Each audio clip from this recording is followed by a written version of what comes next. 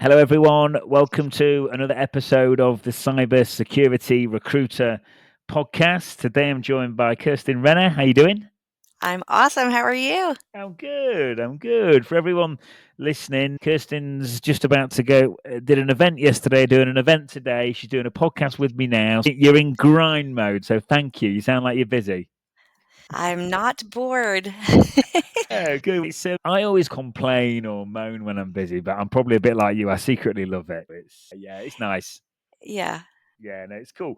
All right, Kirsten. So for those listeners that don't know you, I'm just going to do you a bit of an introduction. If I get any of this wrong, feel free to shout at me. So I'll do my best. But started off back in recruitment in the early 2000s, HR and recruiting. You were at Telework X for over 5 years.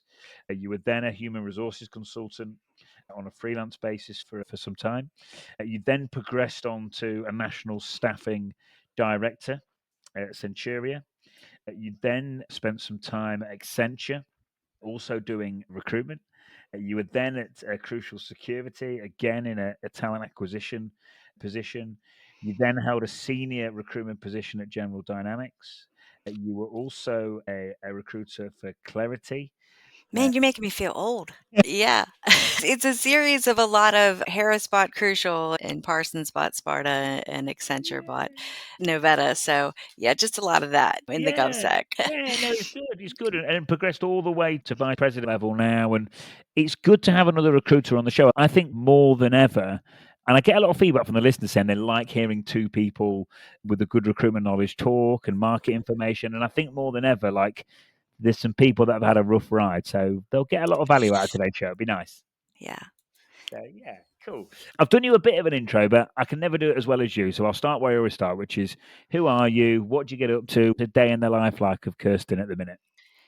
Sure. The last couple days, as we gave a little bit of a preview to our busy and busy's fun, right? We did a little networking event last night, and I'm hosting transitioning operators workshop today in our beautiful office in Herndon. So that's just an honor to do. All throughout my career, I have spent a lot of time volunteering. When I'm not working on volunteering, there's almost no in between with speaking and running villages and hosting things for transitioning service members and veterans. But a day in the life, really, for the if you go from the Novetta level and through what we were doing at Accenture and here at SilverEdge, when you're in the director or VP role, you're doing a lot of doing watching, and asking a lot of questions from your stakeholders and your partners and your customers and your team, just to make sure all the pieces are falling into place while still. Once you've been in recruiting in any way, sales and recruiting go hand in hand, and you're always taking care of the people too, or trying really hard to take care of the candidates to make sure that all the things that you're doing are going to land them where they belong. So, Yeah, cool. Yeah, thanks, Kirsten. love. How do you find the speaking? By the way, I can remember the first like LinkedIn Live I did. I couldn't work for an hour before. I couldn't do anything for about an hour after. It like completely ruined my afternoon. I was so nervous. That's funny. If I wasn't hosting this thing today, I wouldn't be recording in the office. I'd be recording in my home office, and I probably would have been doing that. I probably would have been like, is everything arranged a certain kind of way? Do I have lipstick on? What does my hair look like? And since I was doing something else and running back and forth, being like, do they have what they need? Do they have their coffee? Is the door open? Is the heat too hot? What's happening? I didn't have time to be concerned about it. But you're never, let me tell you something funny real quick. Tonight, I'm having dinner with my good friend Jason Street to celebrate his birthday. I'm thankful that he's no longer in Taiwan and that he's here where he belongs. And I get him for 5 seconds tonight in DC before he goes home. I remember the first time I was ever about to speak. I mentioned him because I was so nervous. It was ShmooCon. It was Fire Talks. It was like 10, 15 minutes. You're going to get up there. You're going to try to put the content that you've been dreaming about delivering probably for years and years, right? I can't tell you how many times I had my CFP denied, which is a very great learning experience, by the way. I Mm. recommend getting denied often so you can learn. And I walk up to him and I go, and like tears in eyes, and I'm like, I'm good, but what do I do? What do I do? And he puts his hands on my shoulders and he goes, here's what's up. You're going to suck. And I went, what? And he goes, no matter what you do, you are going to walk away thinking, I didn't say the thing, I didn't do what I thought. Nobody notices that, right? Get up there, be who you are, care about what you're saying, maybe get a little bit organized, have some stuff in mind that you're going to say. But the point is to connect to people and to care about your message and hopefully make an impact that way and be helpful. So Yeah, no, cool. Thanks, Kirsten, because it's so true. We all overthink. I think since remote working, I've started overthinking more than I used to, because I think like back in the day, I would have been in the recruitment office. If I was having a bit of a down day, I'd have spoke to the guy or girl to the left or right of me, and I'd have probably nipped it in the bud there and then. But in a remote environment, it's easy to overthink. And let's say speaking on yeah, we all overthink. So there's good advice. I know Jason, by the way. We could probably do a whole podcast on him. He's a character. about him or with him. Yeah, for sure. And I think he's got some big announcements he's about to make. Watching the Hacker Adventures is a fun thing to do. But like you said, overthinking comes natural, right? And turn it into something useful. When you're beating yourself up afterwards, let's not look at it as overthinking. Let's look at it as, let me analyze what happened and learn from it. That way you can't do anything but win. Yeah, no, it's good. That's a nice positive touch to put on it. I like that. And I just want to go back to a point you mentioned a few minutes ago. So you mentioned getting your CFP denied. It's nice to hear people at your level talking about setbacks they have, because it's just easy to look down at a LinkedIn profile and go, oh, you know what? It's all right for her now. She's doing this. She's been promoted here. But it hasn't always been easy. You would have had setbacks along the way, like you've mentioned. When things have been tough and you have had setbacks, how do you push forward and crack on and still do well? Any tips for the listeners there? It almost sounds cliche to say you lose, you win because you learn, if you win because you won. And my husband said that to me like 25 years ago, but it's so true, right? And people at every level. Kenneth Ellington, if you don't follow him on LinkedIn, he's amazing. Met him when he was a senior in college, and he did a post a few minutes ago, and it was a story. And it was a story about when he met me at B-Sides Tampa and how he was nervous and how he saw me talking to Alyssa Miller and he thought, do I have the nerve to speak to them? What do I do? What do I do? And that he like got over that fear and spoke to us and how it made an impact in his life. And the only thing, what a great story to just go forth and conquer. And the next thing is, the next level of this story is, here's what Alyssa and I were talking about. She's celebrity level, right? And you look at her and you think she gives all these keynotes and she does all these things and she probably never gets nervous and she knows what she's doing and she is a rock star. But what we were doing that day, at that moment, that sitting at the bar at 5 o'clock, whatever, was going through what she was going to do at RSA in the next week or two. This was BPS, guys. This is 2020. So this is COVID's about to happen. We don't know what's happened. We're like, what is it? What do we do? Do we wear masks? So there's a lot going on. And then the point is, she's celebrity level and she was concerned, right? So we're all that way. We're at the end of the day, we're all humans, we're all the same, and we're all in this community super there for each other, supportive of each other. It's not hard to find people that will support you, people that in turn you can be supportive. So at every level, you're going to get knocked down, you're going to mess up. In an hour or two, I'm going to think of something I should have said or shouldn't have said on this podcast, right? It's okay. It's okay. My prior deputy, Heather Morris, she's now the director at Red Horse. She did her first ever podcast. It was released yesterday or the day before. And I sent her a little message on Insta and I was like, you did so good. And she's like, oh my God, I was so nervous. Are you sure I did well? And I'm like, yes. Why can't we hear ourselves? Why can't we see ourselves through the lenses? I think if you care about what you're doing, you can't mess up because it's gonna come through. Yeah, definitely. Yeah, and if you care and you stick with it, yeah, it just always gets there. And to your point as well, like when you win or when you do something, I typically think it's great, but you don't always learn much. When stuff goes wrong, that's normally when you make the biggest gains and when you actually learn something. So that's how I always look at it. It's a kind of a nice way. You just want that one person to reach out, man. Leaving DEF CON last year, I spoke so fast and they were closing down. They were closing down the section of the building that I was in while I was speaking. And then 2 years ago, there was a bomb scare while I was speaking at DEF CON. Are you kidding me right now? But don't get on stage with me. But when you get a message from someone that says, thank you, you helped me. Thank you. I got a promotion because of you. I got a raise because of you. I learned. That's just the fuel, right? To keep on doing it.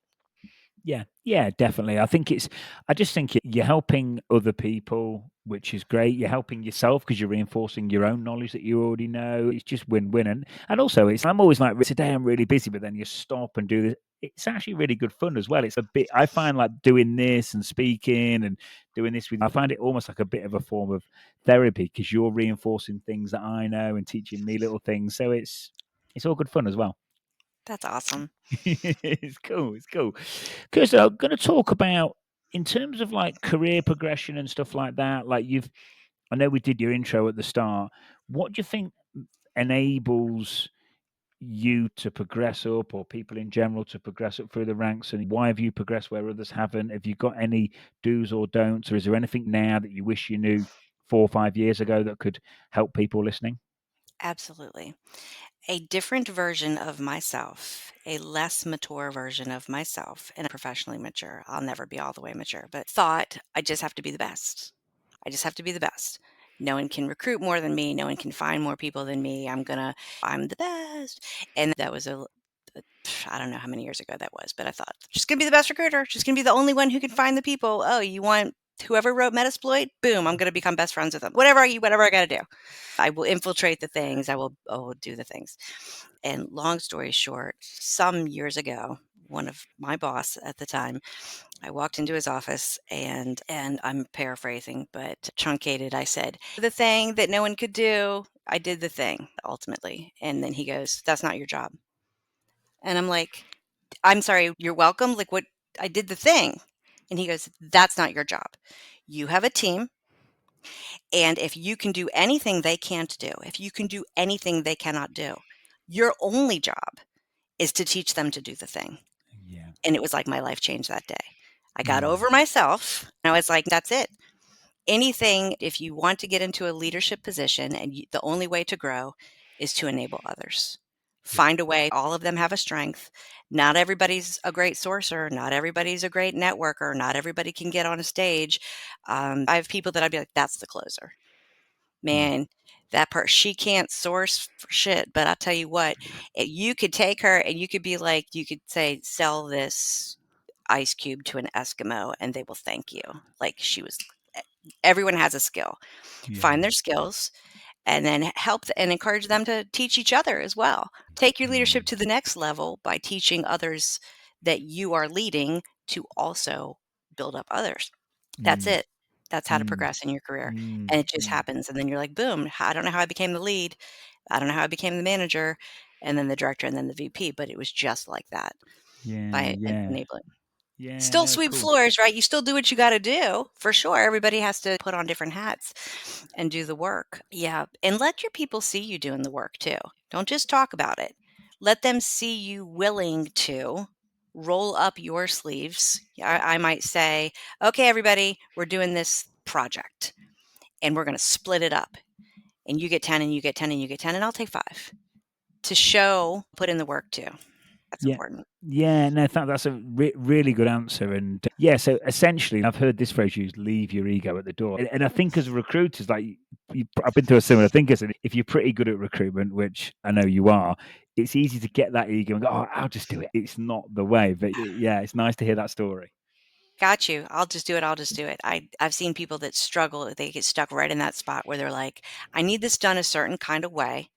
It's going to take me longer. And I get this and I understand this. I believe me, it's going to take me longer. I don't mean me in this scenario, but to stop what I'm doing and show you how to do it. You have to make that investment, right?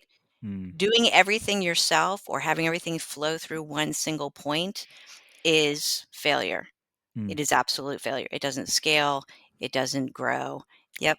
Yeah, no, you're Enable right. others. Yeah, no, again, it's really one of the things about doing the pod. I didn't realize it would help me. It was more to help the community and help the listeners, but it does help me because stuff you're saying now, like we've got a really young team and we're taking on young, inexperienced people, and it's great fun and they're balls of energy. But you have to, like, what you've described then is so like relevant to me because you have to be patient and you have to go, okay. And do you know what? Way more fun than just doing it on your own or doing it yourself anyway. I enjoy it. It's good.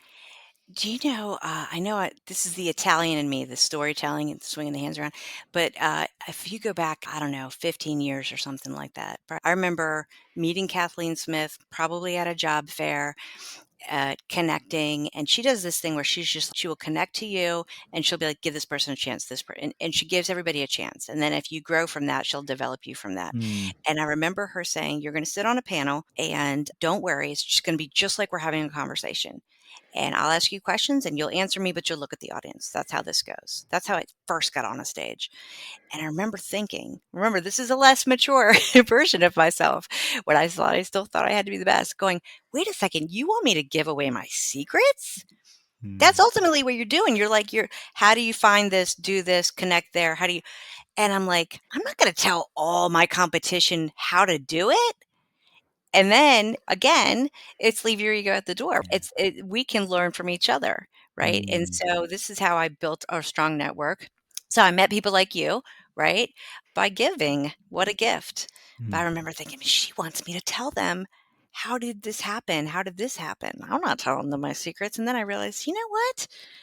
I I'm not going to do this forever. I love helping people that are just getting started. Yeah, no, it's really cool. And do you know what? I think people are having that attitude now of helping. But do you know what? That I think we're so lucky in the security community because don't want to talk like bad about say finance or anything like that, but I don't think you get the level of sharing in say the finance sector like you do the security community. Like anyone that's into it, it's passion, whose heart's in the right place, who's Mhm. genuine, is welcome. And if you're doing the right things and being nice, like I find that people do want to teach you and help you. And I think the security community is pretty unique there. I agree with you. I think Mm, that specifically when you get into the security community, I call the hacker space, people love for you to genuinely want help, need help, and be curious. yeah. I have never met a hacker or a security engineer who, if I say, I'm interested in this technology, they won't stop and teach you.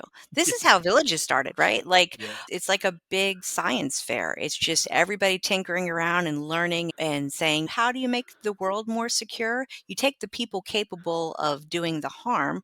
And this is how Purple Team happened. Somebody said to themselves, I can defend it if I know how to attack it. I can attack it if I know how to defend it. And this is how this whole thing occurred where we were like, let's all teach each other. Getting in Mm, front of the threats by thinking of it before the bad guy does, before mm, the adversary does. mm, So it's a mm. sharing community for sure. Yeah. I like you. I can't say I don't know. Is healthcare like that? Is telecom like that? I was in those industries for a second. Maybe I just wasn't there long enough. I don't think so. I Yeah, don't. They yeah. don't have any DEF cons and schmoocons that I know of. No, I don't think it's the same. I think we're lucky to be in this space. Just back to your point as well on leadership about like still getting stuck in. I think the phrase you used was still sweep the floors. I think that's for people listening that are trying to refine leadership skills. I think that's massive. I'll tell you a short story as well, because when I was much younger, I used to work I did a ski season in mainland Europe and I worked in a bar and the owner, once a week, one of us had to clean all the toilets and it was my turn on the rota. And the owner of the bar walked past as I was doing it and he went, Tommy goes, I'll do it with you this week, mate. And just after that day, I worked so much harder for him because I was like, he owns the whole bar and he's down there with me getting stuck in it. It makes a difference. It really does. Yeah. That's a good story. Yeah. Yeah, Yeah. that's awesome. No, it really does. For people on the market right now, Kirsten, I'm not quite sure kind of still how on the tools you are, if your team's more doing the actual recruitment now, but is there any kind of tips or hints for people you've got out there that are struggling? I know you've got your finger on the pulse with the market, so I'm sure you could give us some good insights. You can't just apply. You cannot just apply. First of all, I don't know if this is a provocative thing to say or not, but everywhere you look, you hear these numbers about all of these openings. You hear about the talent gap and you hear about the space in between the openings and the people capable of fulfilling the openings. Okay. I believe that is an inflated number. I believe, first of all, I believe that people that are willing are capable, right? So that's another story for another day. But beyond that, I do believe, especially on the on the GovSec side, for every one position you posted or for every 10 posted, it's really one. It's multiple people Yeah. all trying to fill the same job. And that's why they all opened today. It's not 100 positions or 20 or 10, it's one. When you're frustrated, when you're applying and not hearing back, please know that is an inflated number. That imposter syndrome can climb up on you really fast when you're applying and not hearing a word. Just applying isn't enough. Applying is just a mechanism that is part of a process that has to occur from a compliance perspective, but you have to reach out. You have to send a message. You have to find other people. Don't just direct message recruiters. Take a moment to look at if the company is XYZ, take a look at XYZ. I don't get paid by LinkedIn to say this, but when you Google XYZ, there's tabs, and the tabs are for people and for company. There's more than one search result you can get that you can refine. Look for the people. Notice the people. Notice who they're connected to. Notice how many degrees you are away from that connection. Don't forget about things like Twitter. Yes, I still call it Twitter. There's other avenues that you can use to communicate with people by figuring out where they are connected as well. Do a quick X-ray search, do a Google search, and communicate with people that are talking in the space where you want to be. And that it comes down to no matter how good AI gets, no matter how good technology gets, humans are necessary. Those building those relationships, going to the happy hours, not just because I want you to show up to my happy hours, but making the connections with the humans is how to really get in front of. Yeah, definitely. I love all that. And you're sparking off so many conversation starters and questions in my mind, Kirsten. And you say about the value of a recruiter attending events. I think the value of what we're doing is going up. The amount of clients I'm speaking to, I spoke to someone yesterday who's talking about engaging us. He says because of AI, every resume that comes from a job advert is perfect now. They all look great. So he did 30 interviews on the trot. No one was a fit. I was like, I'm pulling my hair out, and I'm sat there thinking the value of what we do is going up and up and up and up I agree because with you. because it's job adverts. People are getting hundreds and hundreds of applicants. They're just swamped. So I think it really is increasing. And then to your point, that utilizing traditional channels at the minute not very effective. I know some Isn't that internal. ironic what you Yeah, just said? yeah, Think about yeah, how yeah. ironic that is. No, it's true. It's true. I know some internal teams that have stopped using. They've had to revert to a pure outbound, almost like a headhunting methodology, because their adverts are just swamped. They can't handle it. And it's so competitive, right? So the individuals who are getting the calls back are just going to start lining up their offers. Highest bidder. I have Jerry Maguire in my head right now because of a post that Claire Jobs did today, but I always say, show me the money, right? Who's walking you to the finish line? Because people need to remember also, here's a side tidbit to your previous question. It's not just money. Take a minute to be your own best advocate. At the end of the day, hopefully you find a recruiter who will partner with you also. But ask all the questions. Ask about PTO, ask about work flex, ask about 401k matching, ask how much the company is going to contribute to things like deductibles. Like you aren't thinking about it at the moment, but in the course of, don't go in there without a spreadsheet. Be thinking about all the things that add up. I have personally taken a large pay cut at a point in my career and ended up calling it even because of things like parking and tolls and insurance premiums, since all that stuff adds up. Don't just be enticed by things like salary, and don't be afraid to ask for a sign on, Mm. especially at companies that are offering referral bonuses and things like that. Then they can spend that cash on you. Yeah, cool. By the way, so just on the money thing, you're so right. There's always a story behind every salary. Hedge funds pay security engineers a lot of money, but don't make no mistake about it. You'll be getting calls at all sorts of times. You might have the CISO on the phone to you really late at night. They want their pound of flesh. Whereas if you work for a smaller consultancy, your base might be significantly lower, but you'll get more balance. You'll probably stay there longer. You potentially be happier. So you're right. There's always a story behind that headline figure. There's a lot of, when you get to that point in the negotiation also, there's so many things that are popping up in my head. Our company, for example, just side shout out, at the end of every calendar year, you can buy back on PTO, where typically you leave the company and Yeah. that's the only time you can get back your unused PTO.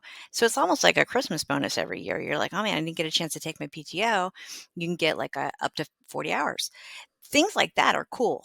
So don't forget to think of all the things besides just the salary. Salaries are cool, but think about all the other things too. Insurance premiums are huge. Yeah, they are. Yeah, it's the whole package. Just interesting what you're saying before. You're talking about different ways to approach firms and stuff like that. I don't know how applicable this will be for everyone listening because they won't all have recruiter licenses. But for us recruiters, Kirsty, one thing we've been doing is there's a setting now in Recruiter where you can actually see when people have just moved or just started. So you can actually see behind the job adverts and see who's actually hiring. So that's quite True. that's Yeah. quite a good one. Might be useful for some stuff you're doing. So for the candidates, that's a good point. That leads to for look at the movement that's happening there, right? Look Mm, at a couple people that are in the place where you're interested in going and see if they have had the opportunity to grow there. mm, So that's mm, interesting. How many positions did they hold in that spot? And then you might ask them, in fact, you should, when you get to the interview stage, where are the growth opportunities? What have you learned? Because you don't want to end up in a spot where you're stuck, where mm, you'll be just stuck in a box. cool. Say if I'm listening to this now and I want to come and work with you guys and girls, and I'm thinking I really need to step outside traditional channels, step outside the adverts that Kirsten and her team have got live. How do I approach it? What's the best way for me to approach you or one of your team? What goes down best? To reach my team or frankly any recruiting team, I would send messages. Like I said, don't just apply. Look at what their events page is saying that they're doing so you can go meet them in person, right? Is that company going to conferences? Are they setting up events after hours? Are there opportunities for you to meet them face to face? Because you know what a lot of them will do? A lot of companies will do. We did this last night.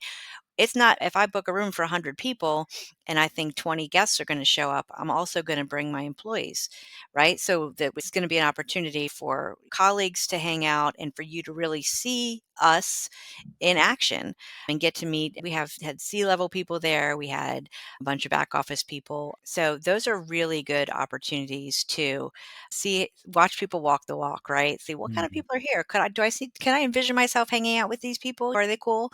So notice what they're doing in the events. Ask, say, do you have any events coming up? Are you guys going to do it? Are you volunteering anywhere?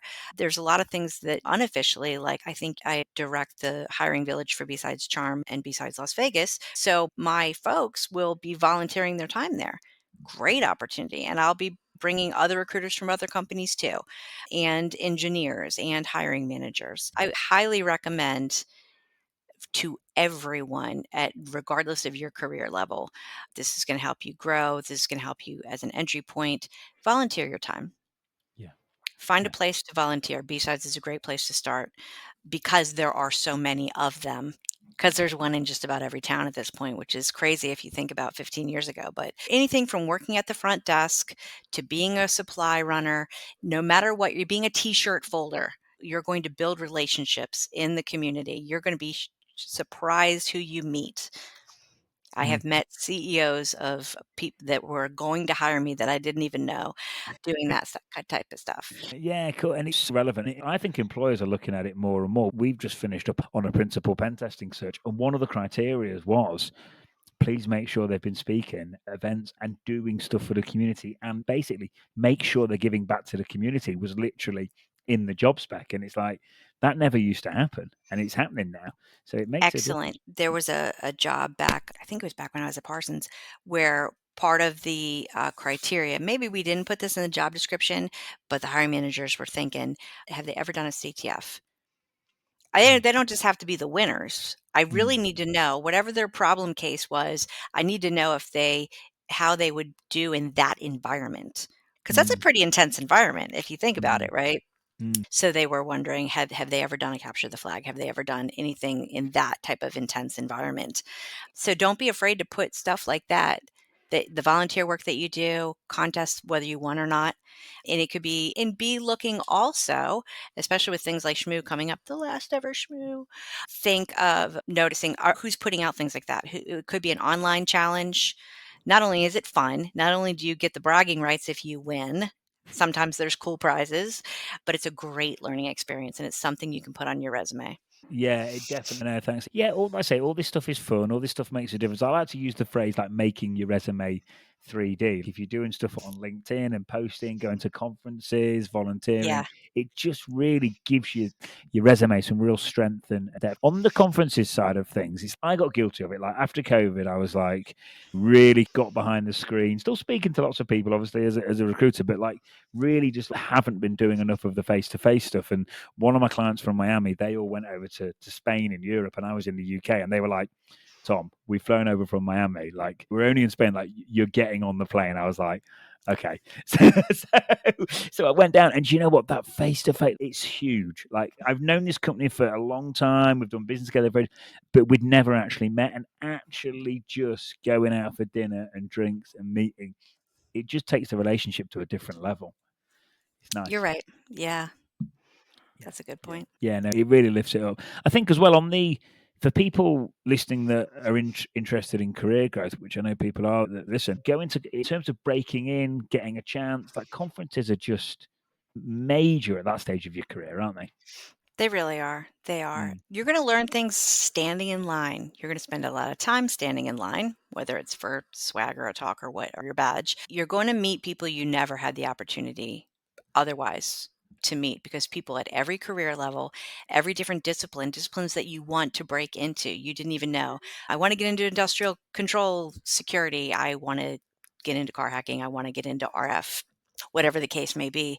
You are going to meet people in every specialty area at conferences, big and small. Yeah, you're right. You said learning in the line, but yeah, that learning through osmosis, like it's so hard when you're behind a screen, and you just learn so much more when you're together. I'm making a big effort with our team at the minute. I'm trying to do a one-to-one with just as many people as I can every day, because even if you're just like on a call and you're just chatting, like something just crops up and you just learn from each other. And that's what you get when you're in the office or when you're at an event or at a conference, but it's hard to get it in a remote environment. That's true. That's true. You know what? That's one of my biggest weaknesses. I don't carve out as much time as I can with my people. So don't do that. So learn from my mistakes. You need to, people deserve one-on-one time. Yeah. They really do. They deserve it. Even if it's you just carve out 15 minutes a week per human and give them the time that they need, even if there's nothing to talk about. So that was a really good point. Yeah. I mean, one of the guys on the team said it to me the other day. He said, Tom, can we just get on a Zoom and just eat pizza one day? And I was like, what? I was like, and he was like, we're not allowed to talk about work. We're just going to eat pizza and talk about films. And I was like, okay, cool. Like sometimes I'm just like so in the zone and you forget, but it does make a difference. It's good. Tip to recruiters or to hiring managers for that matter, a big value in when you talk about people trying to break in, we're always telling candidates what to do. You're going to meet candidates. You're going to meet people capable of doing the work that don't have resumes or whose resumes suck, who need help at conferences that you otherwise never would have met. A lot of the passive pool is there. People who don't even realize that they're a fit for you or that you have opportunities that you never would have otherwise met them, right? So it's necessary to post your job, it's necessary to apply to your job, but there's such a huge space in between that where like you said, it comes back to the value of real human connection, right? It does. Yeah, no, I agree. When people talk about AI and all that and recruit, I'm just not. First of all, it was the job boards were going to take our jobs. Then it was LinkedIn was going to take our jobs. Now it's AI is going to take our jobs. But I actually think the technology is making people crave that human connection more. Like even sending like video messages on LinkedIn or voice notes, and people are like, "Oh, you're actually a real person behind that profile," because people are so used to like automation and AI just everywhere. Yeah. And people, you want to feel, by the way, I'm not busting down AI because it's a big part of what we do. We do workflow automation and generative AI, and it's important, and I get it. I do. So I'm not shitting on AI, but but in this case, because people are the product, what is a person is a human. The human element is necessary. So that value is important. I tried to steal from something Bryson Bort wrote about the human element being will always be a necessary ingredient in Gen AI. I might not have said it right. He said it smarter than that, but that's the point is think about something that you might have done. I don't know if you use ChatGPT. I have used it. I've been impressed by it. I'm like, it's like we're building a relationship. It knows my personality. It knows the joke that I would say. It's getting to know what I like and don't like because I give it the thumbs up and thumbs down when it does. If you don't read it, man, you could get in trouble. Don't just let it do your thing. Because it could make a really logical mistake, but you have to put it in context and you have to read through it and make sure that is this my voice and is this what I was trying to say? But it is fun to watch it get to know you. Probably not secure, but it is. I used it to get it to write some stuff for me, and I said, and one of the team had helped me out with it, and I said, "Have you actually wrote?" It was used like I'd put like "whoop" and "let's go" on some like posts or some comments, and it had managed to like scrape that information and realize that I used it. I thought that one of the team had actually just gone in and manually done it, and she was like, "No, Tom, that's the AI learning," and I was like, "Whoa, this is getting scary." yeah, I like it. Looks like something I would really say. Good job, good job, buddy. It's good. But yeah, on your point, yeah, I'm the same. Like I think we'd all be crazy to just use AI and not check it, but we'd also be crazy to ignore it. Let's say you're implementing it, we're implementing it into different things we do. Hands up, we've gone overboard with it sometimes. Like we've done too much automation and probably annoyed the odd person and then regretted it and gone, we pushed it too hard then. But it's just finding the balance and a nice blended approach because it can help everyone if it's used properly, but you just don't want to go too far either way, do you? Yeah, that's true. It's so good. You know what it is? It helps you with the foundation. I'm going to open it up, and the prompt is going to be something along the lines of, please take a look at what I have written and make sure that it sounds intelligent, but it's also a little bit funny, but that it also, and you hit every element that you hope you're going to achieve. You think about your audience, you think about what the target is and what you want to accomplish. And if I say all those things in the prompt, I'm like, damn, good job. You have to change some stuff around, but yeah, but it's still, or you could say, here's what I previously wrote. Here was the impact that it made. Here's what I had hoped it would have accomplished. Can you make me get there? So that's taking your own stuff and just beefing it up a little bit. Yeah. But oh You my God, proofread. Yeah, no, you definitely. I was just about to mention that again, and you did. And I was so glad you did. But you've got to check it. I think it's the same if you're using it to triage events as a SOC analyst or something like that. You've actually got to know what you're doing in the first place, because if you don't, it's frightening. I was listening to something on a recruitment podcast. They were using it to work out contractor margins on a contractor. And long story short, if you'd have listened to what ChatGPT said, you'd have lost money by actually doing the deal. You just completely got it wrong. So you still need to know what you're doing, because sometimes it's great, but sometimes it's just not. Yeah, definitely. Definitely. And people want, I think, I'll tell you what I want. I get a lot of messages that I'm not interested in. And sometimes I think I'm put off right off the bat. I'm put off if you call me Kristen. And then I'm probably not going to read the message. Sorry. And then I'm put off if you didn't take a minute, because my description is very small. And it says something like, sorry, if you're sales or recruiting, no offense, but I'm probably not going to talk to you. It's highly unlikely. So if you're not going to entice me, if all you're going to say is, I'd like to set up some time, now I'm actually a little bit offended. You know what I mean? Set up time for what? Just tell me why. I am here. It's just like a resume. Here's the best thing you could do with your resume. Here's the most important thing. I heard the other day that you've got 15 to 30 seconds. I disagree. You've got 3 to 5. 3 to 5 seconds. So I'm a this and I want to be a that. You got to say it, right? So that's how your reach out should be, and that's how your resume should be. Get to the point, like bottom line up front, bluff right off the bat.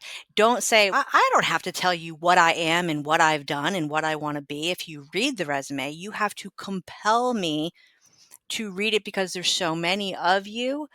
It's not unreasonable for you to think, had you read my resume, you'd figure out what I am. By the way, what you are might not have anything to do with what you'd like to be.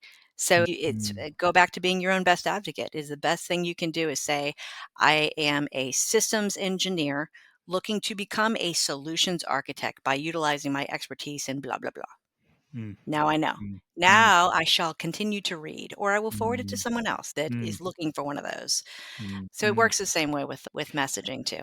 Yeah, it's just so interesting to hear you say that, because I know that so many people will just not be doing that. They'll not be tailoring stuff. They'll not be using any personalization. And it's really easy to go and apply for 500 jobs or 100 jobs in a cookie cutter style, copy and paste, and then start complaining about on LinkedIn the fact that no one's getting back to you. But it's like you said, like your reaction there, if you can tell no one's made any effort, you're actually, never mind not replying, you're pissed, you're offended.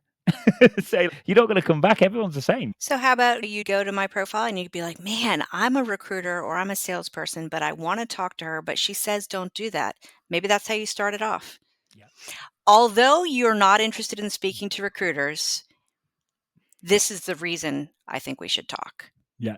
Yeah. You know what? Now you have literally you have people. Don't do that to me. But I'm just saying, as an example, I will let you know how many people do that to me today. But anyway, Yeah. I've seen LinkedIn profiles. I've been reading like a hacker's profile or whatever, and it literally says, if you've got this far, just put these letters in the message and I'll reply. And I'm like, oh, wicked. Are you glad I reviewed this one? And said, that's awesome. I want to hire that person yeah. just for doing that because it's so clever. That's Yes, awesome. so that was all. But yeah, the thing about getting to the point as well, I have it on LinkedIn where people they reach out and they go, "Hi Tom, how are you?" You've never spoken before, and it's like, come on, like it's just not going to work. What do you care? Yeah, exactly. What do you mean? You don't even know me. Yeah. Well, that's it. I It comes hope this across. finds you well. Do Yeah, you? yeah. Yeah. It just comes across too disingenuous. Yeah. It's true. Yeah, get to the point, tailor it, be personalized. Don't apply for 500 jobs. Just apply for 5 or 10 that Sure. actually do it properly. I So yeah. like that you said about being genuine. That is also super key. I heard two individuals, two colleagues of mine that were meeting for the first time last night, and one of them is C-level and one of them's a senior level recruiter sales guy, and was saying a person and was saying, how do I break into this specific area? And the advice back was so good. It was, there isn't something for you to study. There isn't something for you to obtain like a security plus.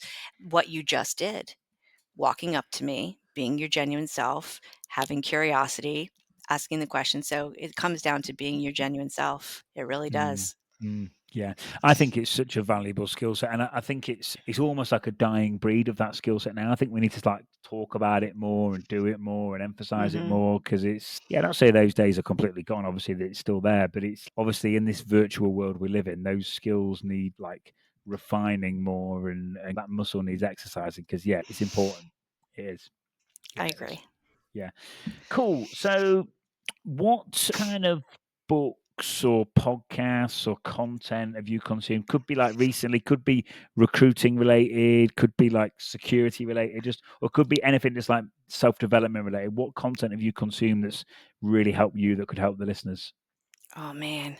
See, now if we did this, if we were doing this in my home office, there'd be a million books behind me, and then I wouldn't be able to hide the fact that they're all like trashy murder books. Literally, I read a lot of Sanford and John Sanford and Connolly and McFadden. It just a lot of crime and murder stuff.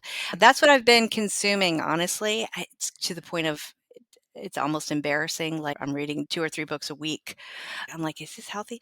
Lack of sleep. But for me, it is, I love your podcast, love what Clear Jobs is putting out Okay. because they take a moment to, Kathleen and Rachel, to speak to a wide variety of people at all different experience levels in all different industries Mm, so that they can tell you different perspectives to help it's really all about helping the community as well. So I absolutely love when I'm blessed that I get to either come here or work from home most of the time, but once a week I'll go to the Maryland office. So that's a lot of driving. That's about 140 miles in one day. And that's when I'll listen to what my peers are putting out from a content perspective. But I do love listening to those podcasts as well.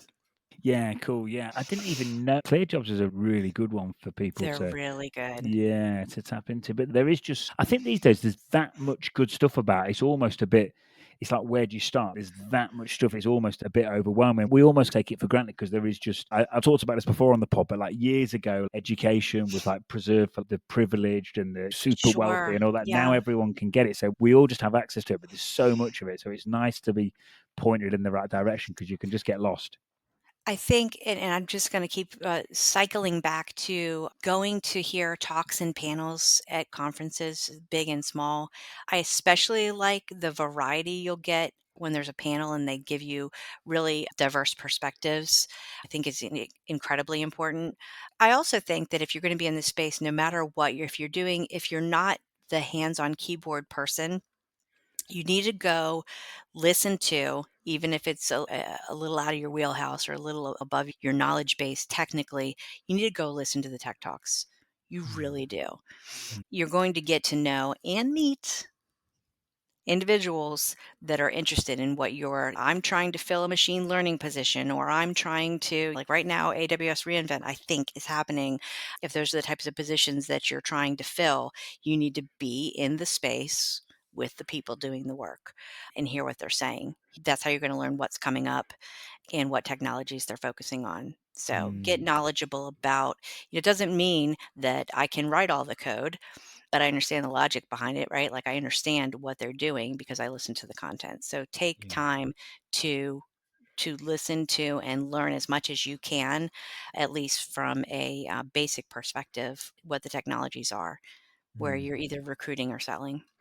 Yeah, thanks. I know from some of the conversations I have with candidates that are looking to move, it's because their leaders haven't taken the time to do that. So I know that to be true. I think if you can show a vested interest, it just makes you, I'll say, really interesting, and it makes you a much better leader. And there's just no excuse today. We're living in the age of the internet. That's another thing to do research, like reverse engineer your search on either side. So that means how do you want it to, what's the finish line look like? And then pull it back from there. So if you're looking at, okay, I'm trying to choose an employer, do they do tech talks? Do they do lunch and learns?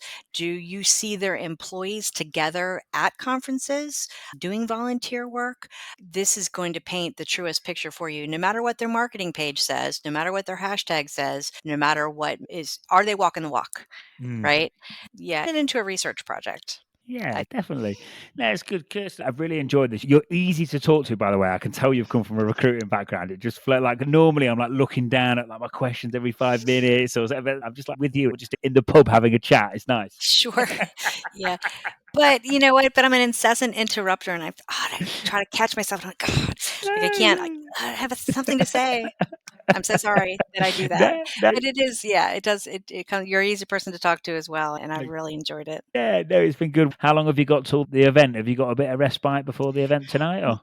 So it's been happening all day. It's happening as we speak. I Oh, have a little wow. sign on my door that says "Do not disturb." Yeah, it was 7:30 in my time that people were out in the parking lot waiting for me to open the door for them and set up and everything like that. So they're doing workshops all day. This is a transitioning operators workshop, and we're going to. I don't speak until 1:45, so I have a little bit of time. But Okay, cool. You got enough time for a coffee and to prepare your notes and go and smash it. yeah, all set. Yeah, really nice to see you. Do you think we've done okay? Have we covered most of what we wanted? Yeah. I think so. Yeah, no, I hope so. I think so. People can reach out to either us if they have a question, or if they're like, you touched on something, I wish you would have expanded on it more. We can do a part 2. And what we really need to do is end up in the same place at the same time and figure out how to do something live that way. Yeah, we will. We'll do that, and we'll put mine and your LinkedIn profiles in the show notes because I'm presuming that's the best way to get hold of you as well, LinkedIn. Yes. Yeah. Yes. Cool. All right. Thank you, and nice to see you.